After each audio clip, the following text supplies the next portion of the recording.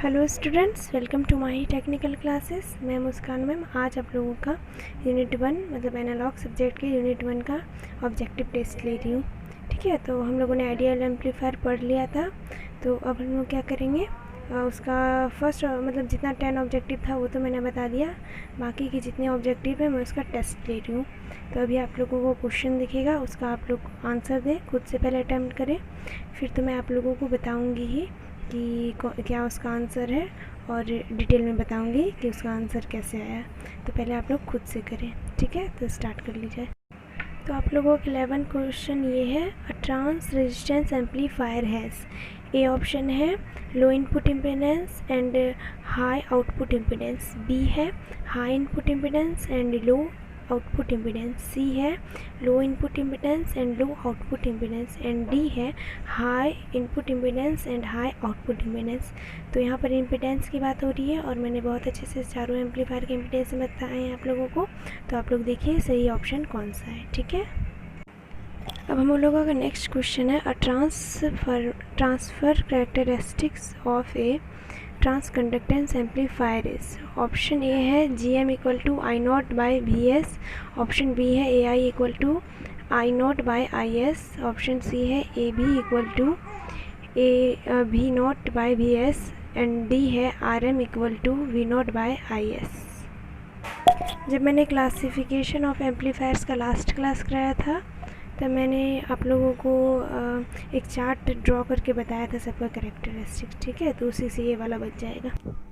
अब आप लोगों का नेक्स्ट क्वेश्चन है, a transfer characteristics of a trans resistance amplifier. फिर से ट्रांसफ़र कैरेक्टरिस्टिक्स ही पूछा है। ठीक है, और ऑप्शन भी वही सारे हैं, फिर मैं पढ़ देती हूँ आप लोगों के लिए। ए है G M equal to I not by V S, B है A I equal to I not by I S, और आप लोग सी है A B equal to V not by V S, और डी है R M equal to V not by I S. तो ये भी आप लोगों का जैसे पहले वाला बना था वैसे ही बन जाएगा। तो आप लोग खुद से ट्राई कीजिए, मैं तो आप लोगों को बताऊंगी। अब हम लोग अपने नेक्स्ट क्वेश्चन पर आ जाते हैं। नेक्स्ट क्वेश्चन क्या है हम लोगों का, the transfer characteristics of a voltage amplifier is. Option A B equal to V not by V S, option B है A I equal to I not by I S, option C है G M equal to I not by V S, और option D है V not by I S. ये भी same उसी तरह बनेगा, तो खुद से पहले आप लोग ट्राई कर लीजिए। अब हम लोग अपने नेक्स्ट क्वेश्चन पे आते हैं। तो नेक्स्ट क्वेश्चन हम लोगों का है, the transfer characteristic of a current amplifier is. A है A B equal to V not by V S, B है A I equal to I not by I S, C है G M equal to I not by V S and D है हम लोगों का R M equal to V not by I S. तो यहाँ पर current का पूछा गया है, देख लीजिए कौन सा सही होगा।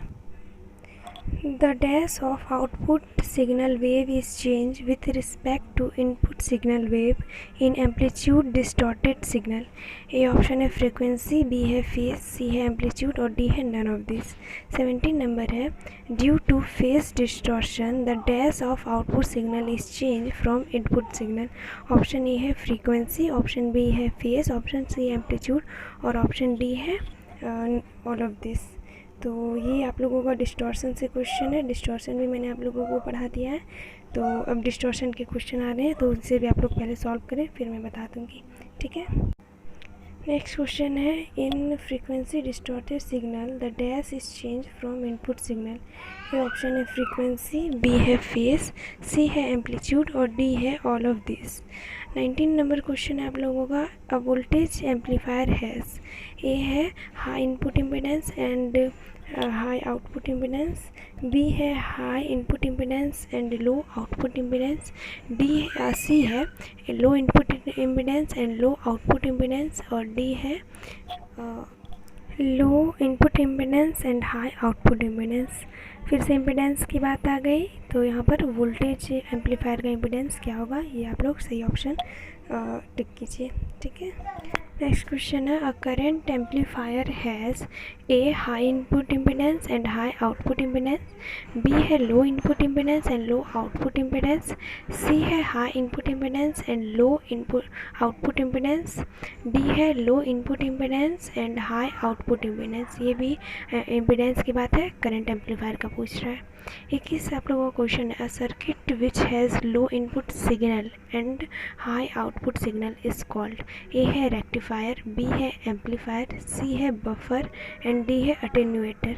ठीक है, यहाँ पर आप लोग देखिएगा इम्पीडेंस की बात नहीं हो रही है, लो इनपुट सिग्नल और हाई इनपुट सिग्नल की हो रही है। तो टेस्ट के लिए आप लोगों को ऑल द बेस्ट, अच्छे से टेस्ट दीजिए और ज़्यादा से ज़्यादा मार्क्स लाइए। Thank you.